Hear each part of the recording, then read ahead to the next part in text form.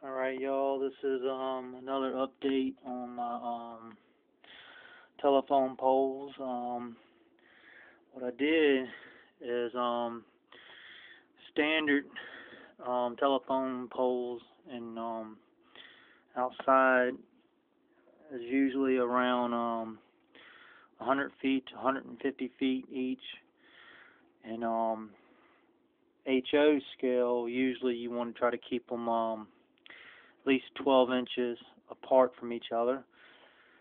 And N scale, you want to do it at least 6 inches apart.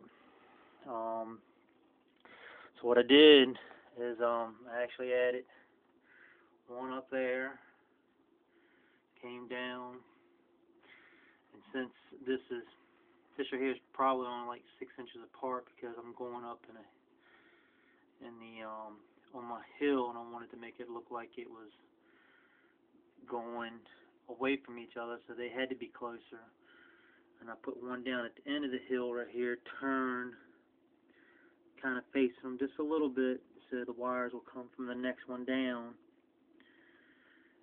and go from here up there, up to the next one up there. And I just went all the way around about 12 inches from each one of them. From there to the next one is about 12 inches. And rule of thumb is from the outside rail right here. You want at least for HO scale, you want to be able to keep it at least 13 inches or more.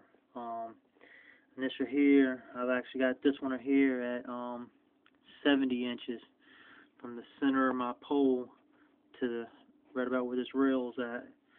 The next one is about 50, give or take about 50, 55. The next one right here is actually about 30, 35. Like I said, you don't want to get any closer than 13 feet in your HO ruler. And if you don't want to buy one of the rulers, you can actually search the web, and you can actually get ones that you can actually copy, where you can download them and you can actually copy them and make a whole bunch of them, so you can have extra. And this one I got right here, I actually got the O scale 2 ruler, and I got HO, plus I also got the N scale on another one that I glued, and I just basically glued it on to another ruler. That's how I did this right here. But like I said, you can go on the internet and you can actually search for free rulers here, and I think it's railroad.com, I believe. That's where I got this from right here. I believe it was www.railroad.com. I believe that's where I got it. I can't remember that. I'm pretty sure that's where it was at. But if you notice, I got another pole right here. It's a little different than the other ones. And this one right here, I'm actually going to come off this one and go over to my building, and I'm going to have a service head coming off the building right here to tie the wire into it. And a service head is electrical terms for where the feed comes in to a building, is what they call service heads. And I'm going to have a meter mounted on the side of the building too.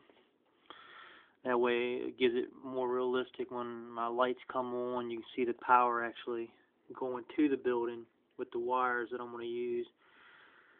It just makes it look more realistic. But when you're doing this, you also want to take your engines and kind of go back and forth on the track just to make sure that you're not going to hit anything with them. And if you do, you need to move them over. But if you keep them at least 13 inches or 13 feet by your ruler and HO scale, from the 0 to at least 13 or 30 inches, in between, anywhere from there, you're doing excellent. And you can see right here, They're actually about 12 inches apart. From here to the next one is 12 inches all the way down. And as you can see, I actually made them go across the railroad tracks, and from this point to the center of them, and to the next one to get it over to that side. It's like I said, you just take your time, do it. It'll turn out really good. And then I'm gonna have another step after I glue these down. After I get them exactly where I want them, I'm gonna glue them in place. And then once that sets up, then I'll be able to do the next step, or the next video, where I run my wires, and I'll show you the wire that I'm going to use. And you'll be surprised because you can actually get it at a fabric store. So I guess you just have to sit and wait for the next video I do, and hope you enjoy the ones that I'm doing now. And if you have any comments or questions or anything, feel free to write me, and I will get back with you. Until next time, see you.